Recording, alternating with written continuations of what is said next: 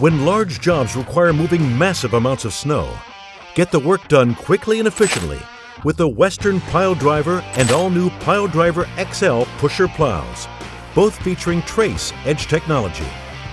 These pushers scrape down to the pavement with an advanced cutting-edge system that has independent 2-foot sections that move vertically, oscillate, and trip. Get more jobs done faster with the Western Pile Driver lineup of pusher plows. Mike Bott from Frost Solutions, one of the owners of the company. What we do is provide a mini weather station to give you a tailored forecast to those particular locations so you know where and when and what to do in those parts of town. You know there's 2 or 3 or 4 or 5 different ways that people can experience tremendous value having a technology like this.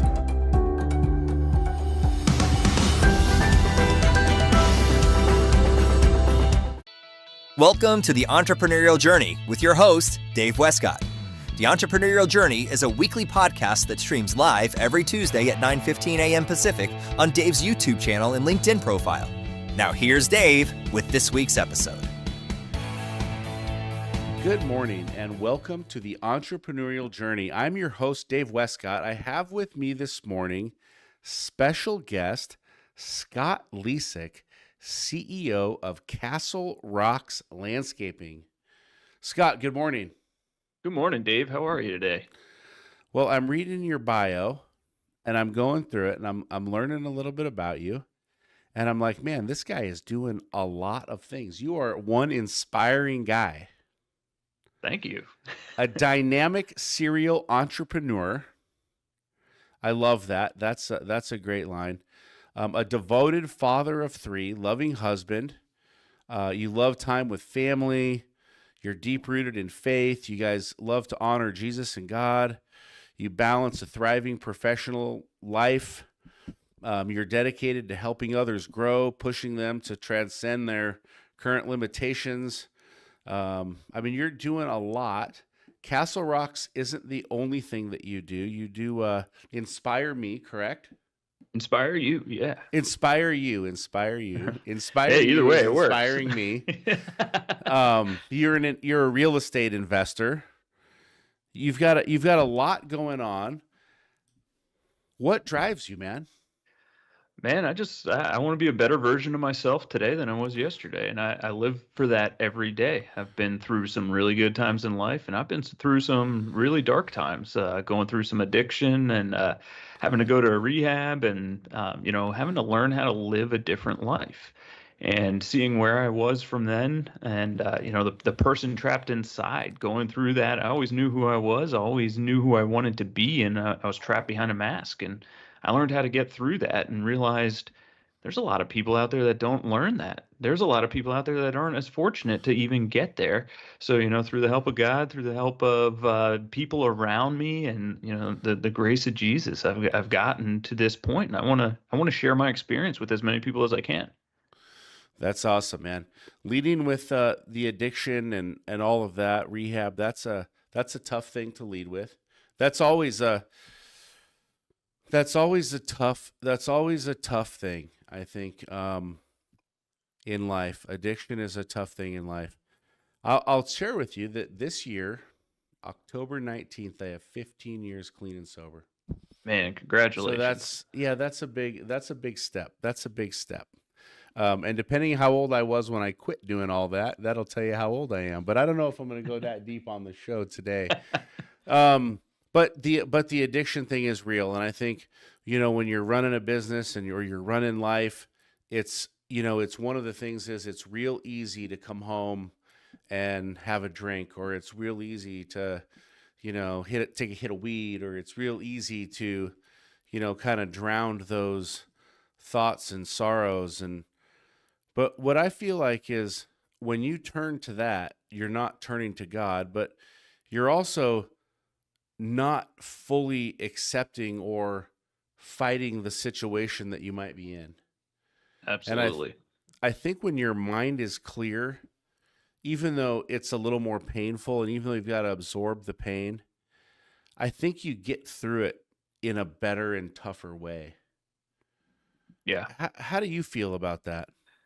I mean, alcohol was never my problem. I could sit down and drink a 30 rack at the best of them. I could sit down and drink all night, no problem. That wasn't a problem. I was damn good at it. Hmm. But what the problem was that it was my solution. I didn't know Hmm. how to process emotions. I didn't know how to process what I was going through. And a parallel with my entrepreneurial story is I was a fireman for 17 years up until 2 years ago, and decided to focus fully on the business instead of doing the fire stuff. So there was some PTSD tied in with that. There was financial Yeah. stresses of owning a business. I mean, this was a compounding solution to escape. And it started at a young age. It started in my late teens, early 20s. I would drink and be able to laugh and be able to escape things and do it again. And then the guys from the fire department, we'd get together and drink and see some really nasty stuff, and we'd forget about it by laughing at the bar. And that was what we did to cope. And some people can handle that and come away from it, and other people just keep going and going. And I was one of the ones that kept going and kept Hmm. going down a slippery slope, and it really started to affect my life to the point that I started to need help. And that was not an overnight like, hey, I'm going to be sober, I'm going to quit drinking. That's not how it worked for me. It took 4 years, and I made that decision probably 100 times in that 4 year period Hmm. until it actually stuck. And just really realizing that was my solution, though, and learning that my superpower is I can change my brain. I can change the way I think. I can, through neuroplasticity, change the way my brain communicates with the rest of my body and the way I think. So, learning those things at the beginning of recovery and knowing that I was really masking a person I wanted to be. I've always been fit and athletic, always been a very active person. When I quit drinking, I was 235 pounds, which was really heavy for me. I'm a healthy 180. And I was out of breath going upstairs, and I couldn't go out and run around the backyard with my kids. So Hmm. there was just a lot of stuff that was like, man, I am not the man I want to be, but this is truly who I am right now. Things need to change.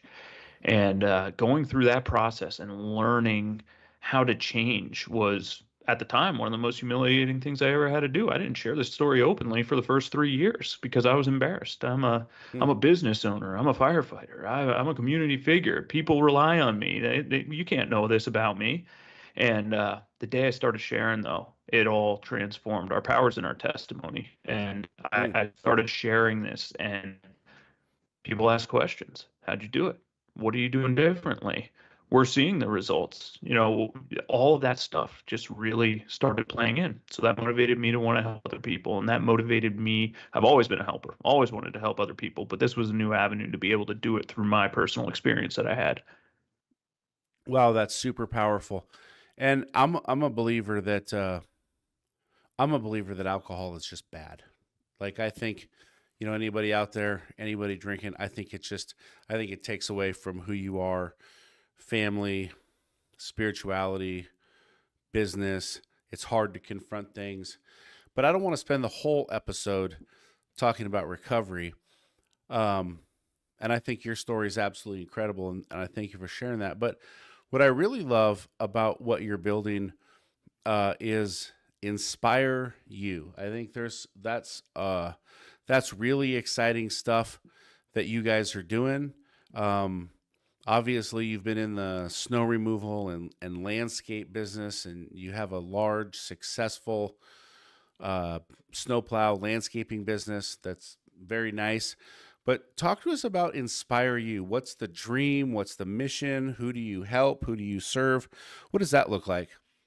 And so with InspireYou, we are helping entrepreneurs and business owners and managers alike. When I say entrepreneurs, because you don't have to own a business to be an entrepreneur. You don't have to own a business to have an entrepreneurial thought. So we want to help as many people figure out what the track is to building a better business. And the fundamental foundational level of that comes down to 5 principles: mental, emotional, physical, spiritual, and financial health. So we focus on those areas.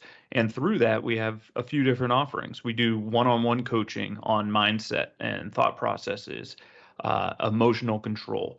We have a very successful program called Scale First, Grow Second that helps people begin to develop personal mission statements, business mission statements, tying the two of them together, meaningful core values, rudimentary financial recoveries and contract structures, identifying ideal client profiles, and all kinds of fundamental business things that a lot of people don't do. And they just drag their knuckles and build $15-20 million companies by dragging their knuckles and not having put that foundation in place.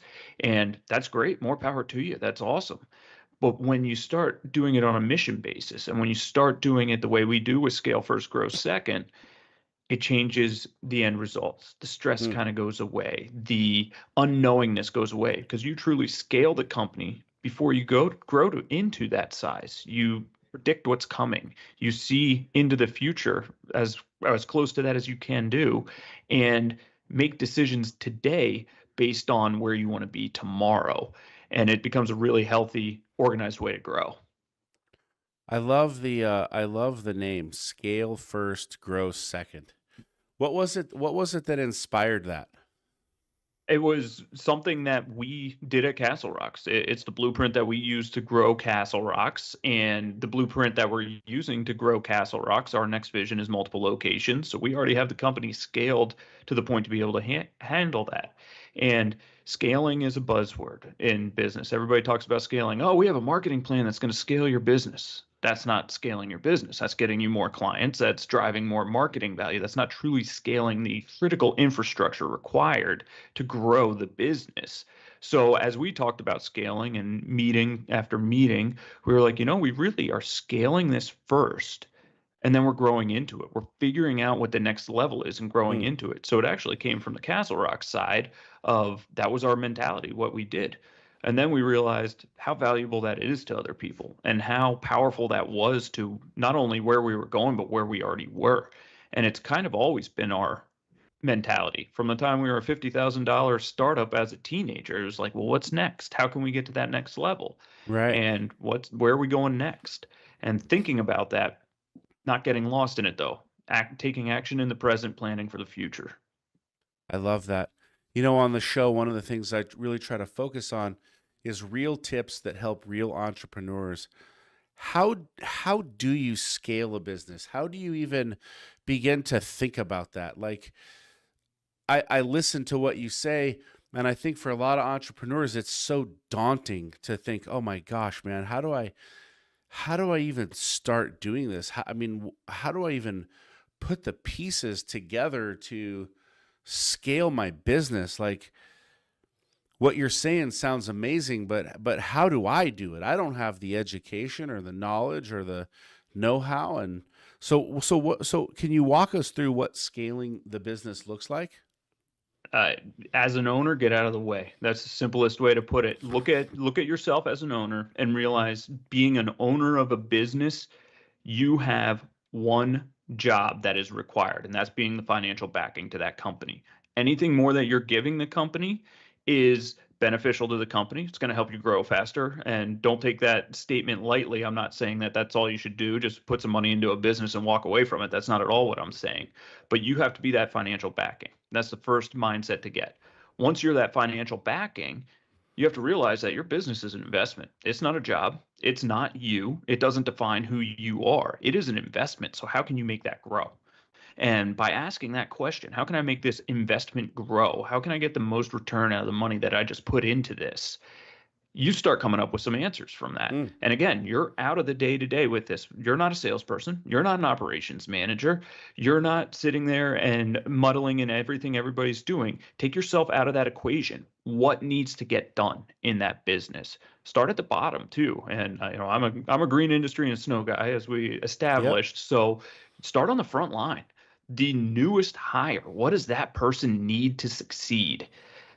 How is that going to help the rest of his team on the front line? How's that going to help the crew leader? How's that going to help the management above them? How is that management going to help the next level of management and above that and getting into multiple locations? How is the branch level management going to help the regional level management? How is the regional level management going to be able to help the CEO? And then you turn it all around and say, how is that CEO going to serve the regional level? How is that regional level going to serve the branch level? How is that branch level going to serve the front end level? And it's a cycle. think about that all the time with you removed from the equation. Now, that being said, you can fill any of those roles that you have to get the business to that point. You can wear as many hats as you have to, but having it designed and understanding that an operations manager and a sales manager are completely different. Understanding that a CEO is not an operations manager, is not doing sales. They can be involved in the sales process. They can sit at the closing table. They can help support wherever the support needs to be, but that's not the primary job function. And figuring out those job functions and putting them together in a roadmap that doesn't have to include you. Wow, you crushed that question, by the way. I just want to let you know you just knocked that one out of the park. I saw Ralph over here. Ralph shoots the show. He's taking notes.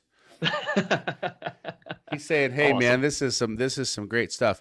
No, I love what you're talking about. The owner has to get out of the way. I think that's absolutely fantastic. So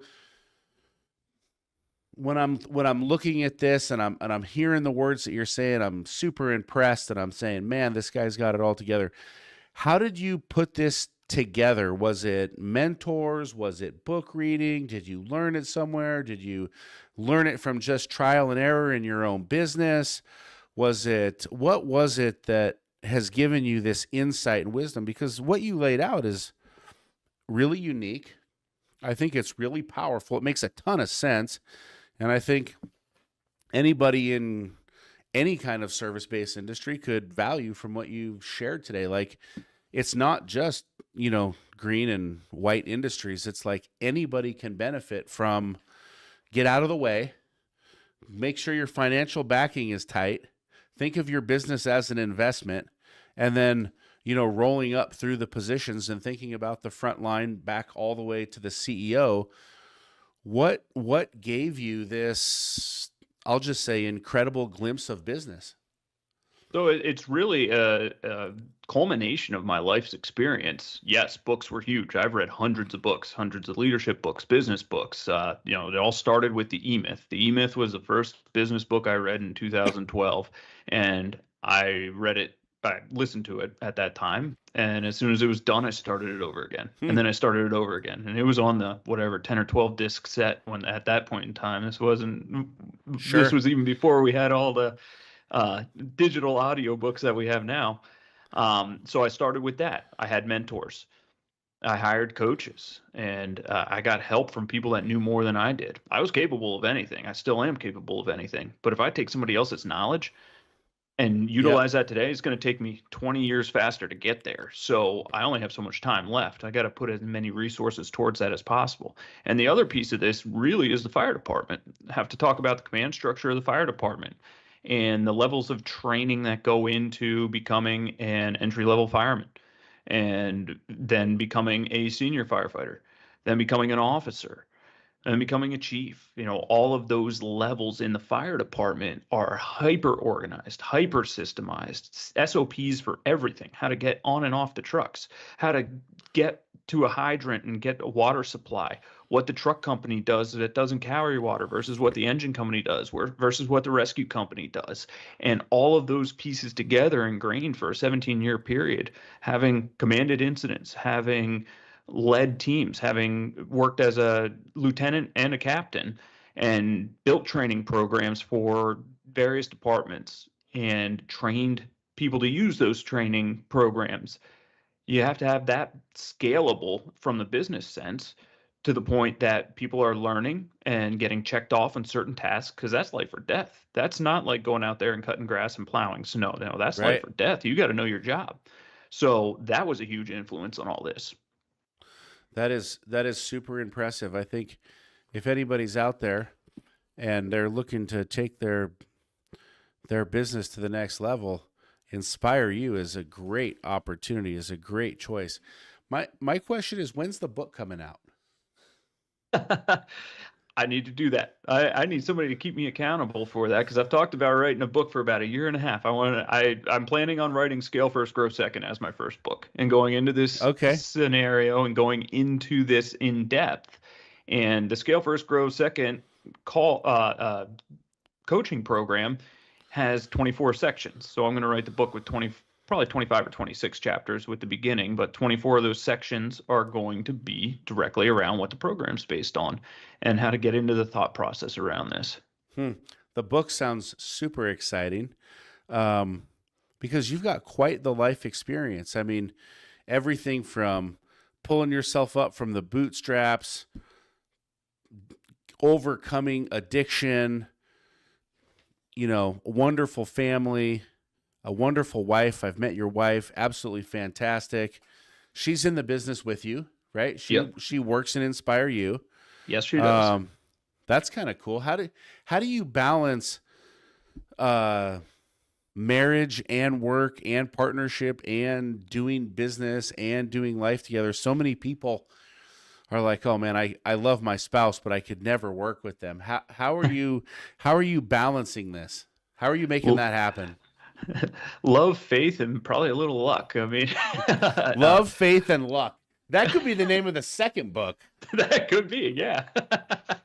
No, she's been there through thick and thin with me. She's been there through the worst of the worst with the addiction stuff, and we've grown through a lot together. So being in a business together is really not that hard compared to some other stuff that we've already navigated through. She's seen the cold sweats keeping me up at night from PTSD and not being able to stop drinking. And, she's experienced that stuff. And I've experienced with her a miscarriage and growing our family and going through some of the other challenging things in life that a lot of us experience and don't really talk about. So we've experienced that stuff together. If we get in a small argument at work or over something related to work, that's easy to get past. This is dumb. Let's stop this right now and come up with a solution. We're better than this. I love it.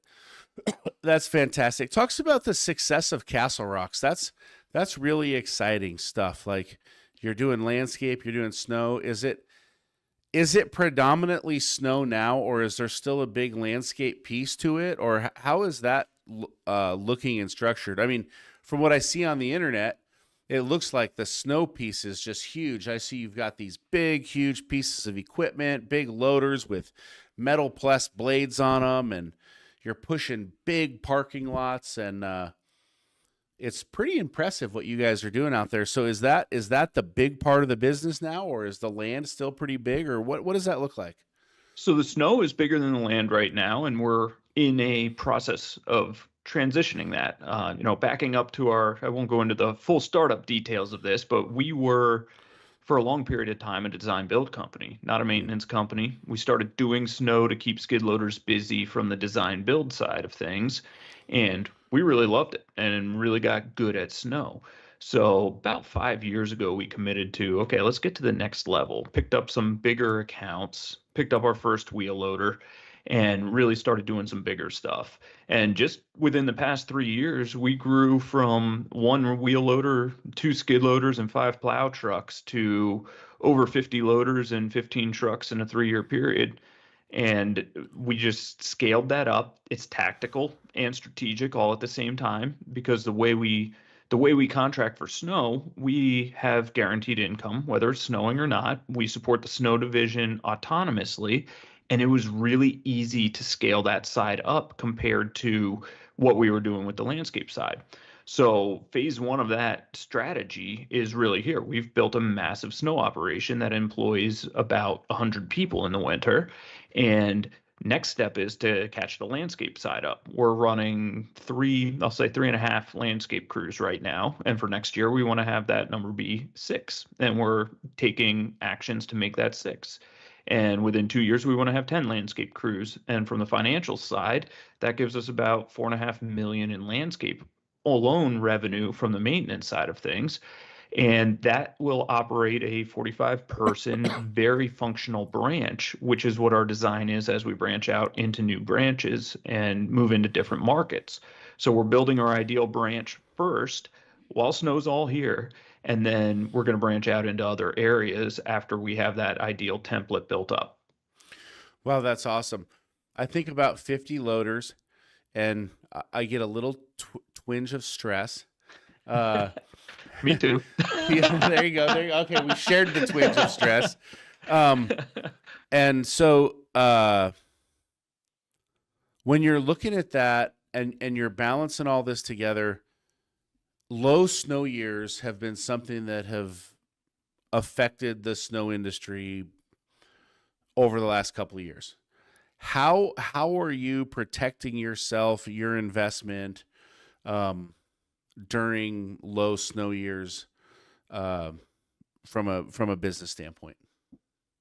That's a great question. And keep in mind, our ideal client profile for this is large scale industrial and institutions. So we're doing borderline critical infrastructure and critical infrastructure performance, the hospitals, medical facilities, as well as distribution facilities. They need their snow cleaned up, whether it's an inch or 3 feet. They need somebody that can provide. So we're going in and having those conversations. I think the direct answer to your question is by knowing when to say no. If you take on the risky accounts, if you take on the accounts with the client that doesn't necessarily see the value that we provide, that puts us in a dangerous spot. So we have seasonal contracts with about 70% of our clients right now. They're paying us 12 months out of the year. We have consistent 12-month cash flow from snow. And that supports our CapEx, that supports our equipment that we're buying and the ability to grow. And we have some profitability on top of that, which is supporting the next level of growth for the landscape side. And those contracts are long duration contracts, 3 to 5 years. So we're financing equipment for the duration of those contracts. And it's really a safety net. It's a lot of cash going out. It's millions and millions of dollars. But it is supported by the model that we have in place. And the payments are supported and structured directly like the financing is structured. So it really becomes a safety net. And what it, for a lot of people, is one of the most risky things they can do becomes our safety net. Very, very smart. You guys really have it put together. And thanks for sharing the details, because I think that's awesome for, everybody listening to the show. Like, they can really see, wow, these guys have it together. And I think that really supports what you're building at InspireYou. What tips would you give to any landscape or snow guys out there? I mean, doing what you're doing. I mean, I know guys that, they'll work 20 years to hit $1 million in revenue. And you're talking about some large numbers here and some great success. What tips do you have for the landscaper, the snow removal guy, the backyard design guy? What can help them level up in their business? Adopt a growth mindset as soon as possible. See the abundance that's out there. Recognize what is possible and how little you know. That is one of the biggest things. Get the ego out of the way, get the pride out of the way. I approach every day personally like I know nothing. I've gotten really good at what I did in the past, but I know nothing about today. I've never run a company the size that I'm running today until today. So I don't know how to do this. I got to figure it out today. And I approach every single day like that. Yeah, we got really good at what we did to here, and we could do it over again a whole lot faster than we did. But to get to the next level, that's going to take a lot of learning. So my advice is read, get mentors, hire coaches. Spend the money now, invest in yourself. At this point in my career, I've spent hundreds of thousands of dollars on mentors, coaches, books, all this, any type of educational. And the only regret that I have on that is I didn't start sooner, because I would have been able to do this even faster. So don't be afraid to invest in yourself. Any of this self-betterment is not an expense. It's an investment in you. And that can go further than business. That is so true. What role does faith play in your life, your business, in what you put together? It's everything. It's the foundation. I grew up in a Christian family. I grew up going to church. I grew up religious, I would say, and always believing in God. And I stepped away from that relationship for quite a while when I was going through my challenges. Never stopped believing in God. Never stopped, knowing He was out there. But I stopped praying. I stopped communicating. You said about the spirits, the spiritual part of this. My spirit was replaced with a bottle of whiskey and beer. So I was not communicating at that point. And over the past 6 years in this recovery journey, really invested in building my relationship again. And It's crazy, just what you can do, the philanthropic side of this, and giving, just biblically, giving 10% of what you make. Yep. And just those things that the Bible says, without going into a full rant on it, give that and just see what comes. That's all, in the simplest form, that's what the Bible says about giving money. So I did. And seeing what comes is incredible. I don't stress about money anymore because it's always there. Even the times when it gets tight, somehow it's just there, and that's spiritual for me. And that's just one small example. Communicating and just praying every day and spending time to do devotions and spreading that to the families, helping my kids learn this. My 4-year-old daughter can say Bible verses, and it's really cool because that's the way we live. And I owe a lot of this to my wife too, because she really pushed me at a time when I wasn't fully ready to get back into this. She really pushed me to get back into it. So it's everything. It is how I live. It's how I breathe. And there's a really good roadmap for life that will tell you everything you need to know. If you've never read that book, you should read the Bible. It's incredible. Whether you believe or not, there's still a good roadmap in there. I'm a big believer. I love the word. I love God. I love everything that you've just said. You don't stress about money. That's a big statement. I mean, I think 90% of what owners do, founders, CEOs, executives, they stress about money. So maybe that was a misleading way to say that. I do stress about money, but as soon as that stress hits, I change it to faith. And I know that it's going to work out. Every piece of it is always going to work out. Made it through 100% of my bad days, my financially stressful days, any of them. I've made it through 100% of them already. Yep. And I'm going to continue that till the day I die. That's good enough. And I have faith every single time, because it does. It always shows up. Whatever you need always shows up exactly when you need it. Maybe not when you want it, but exactly when you need it. And so I think I probably said that wrong. I do. But as soon as I feel that stress, I put it in God's hands. I put it somewhere else. That. It's not me. Yeah, I love how you do that. I think that's awesome. For the owners out there who are stressing about money and who, are just racking their brain, pulling out their hair, how do you relieve that stress? How do you give it to God? How do you do that? Just by prayer and by living through it and being conscious, paying attention to what's happening around you and being grateful for everything that happens. And that's the little things. That's when you're stressed about money and it's like, man, how am I going to get through this? How am I going to get through this winter? It's reminding yourself that, well, it's only the beginning of October. The winter's pretty far away. So you got a lot of time to figure this out. And then you have that check hit the bank. And it's like, oh, man, yeah, we're fine for like another 2 months now. Okay, yeah, all that cash flow issues yesterday that I was stressing about are gone today. And I just took 2 months off of my life from the stress I put myself through. And rest assured, you're putting yourself through that. It's not, yeah. So think about it differently. You are very inspiring. I think about it very similar. With the faith, give it to God, it'll work out. Like I think almost just, I would say that I think 100% in line with what you shared.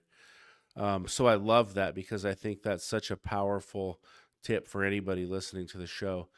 In InspireYou, and I know we're getting close to time here, but in InspireYou and with everything that you run, how you mentioned that one of the principles, and I got 2 pages of notes. You've got such great information.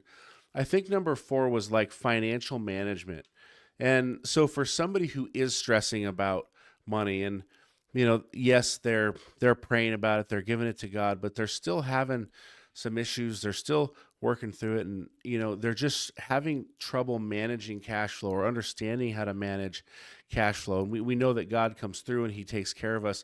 But there's probably some principles around managing cash flow that help you manage cash flow. Like, we all need a doctor from time to time. What does your coaching look like when it comes to managing cash flow? What are the principles? What are the best tips that we should follow in business when we're looking at our cash flow in 2 very seasonal businesses? because I have to imagine that whether you're doing landscaping maintenance or you're doing design and build, and then you're into snow removal, everything has a very harsh seasonality to it. And so you almost have to be like, I mean, not almost, you do have to be an expert at managing cash flow in seasonal businesses. How do you coach this?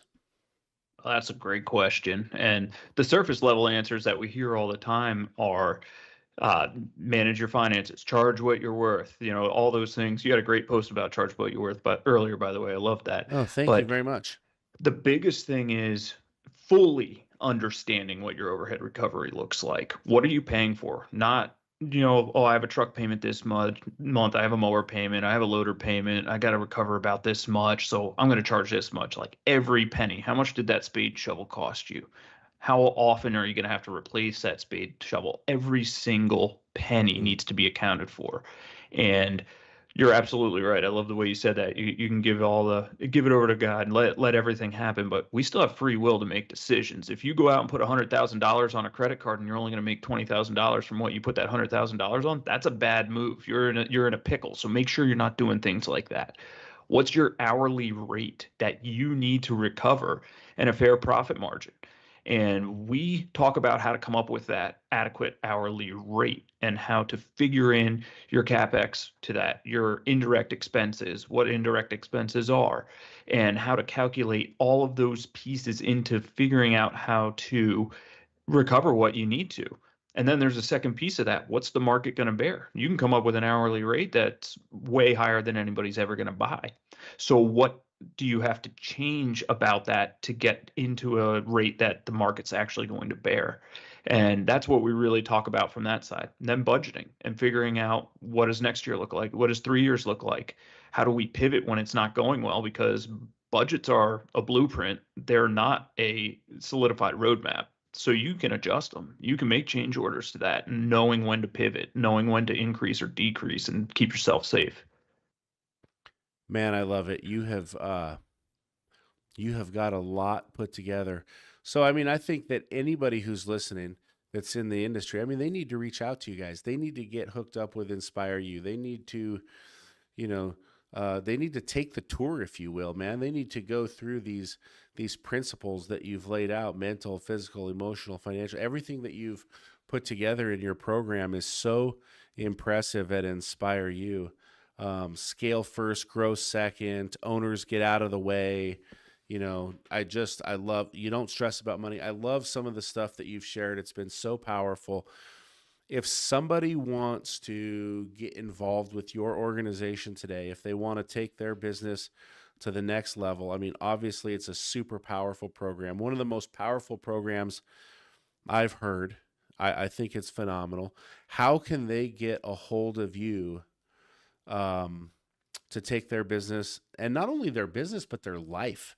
Like, I think that's a big part of it. We're not just talking about business here. We're talking about life. How can they take their life to the next level?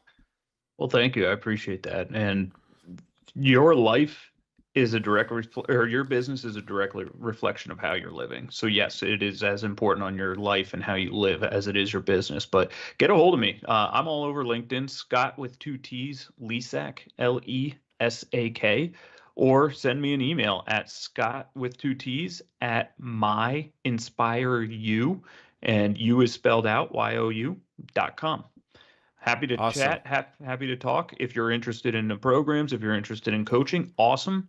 If you're just interested in talking, though, I have free conversations as well. Reach out. Let's just get to know each other. That's awesome, too.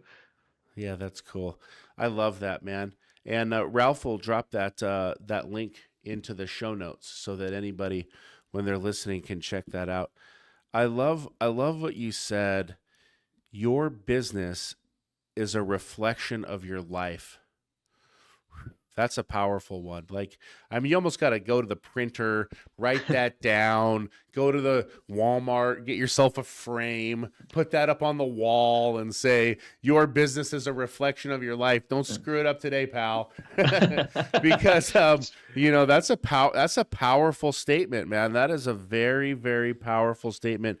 What final thoughts would you leave with the audience today? If you're discouraged, keep going. the sunshine's just beyond the horizon that you can't see yet. It's coming. It is worth all the hard work. Everything we just talked about is super simple in principle, but it is not easy, and nobody ever will tell you it is. There's only a select few people that do it for a reason, because it takes grit, determination, and discipline. Be the one that has that grit, determination, and discipline. It's worth it. Awesome. You heard it here from Scott Lesak.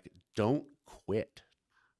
Yes. So many good takeaways. Owners, get out of the way.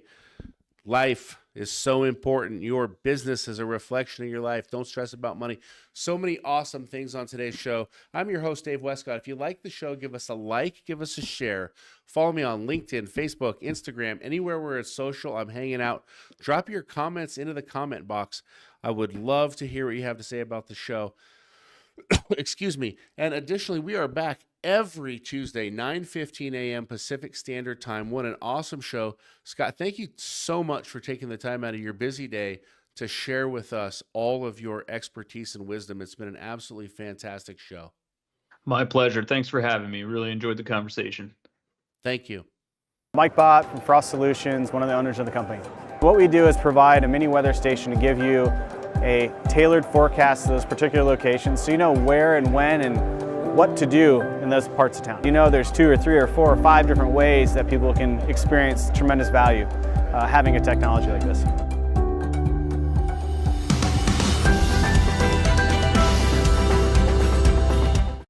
Introducing the all-new Western Enforcer V-Plow. Engineered with all the features, efficiency, and performance of full-size Western V-Plows, built specifically for your half-ton truck. For more information, visit westernplows.com.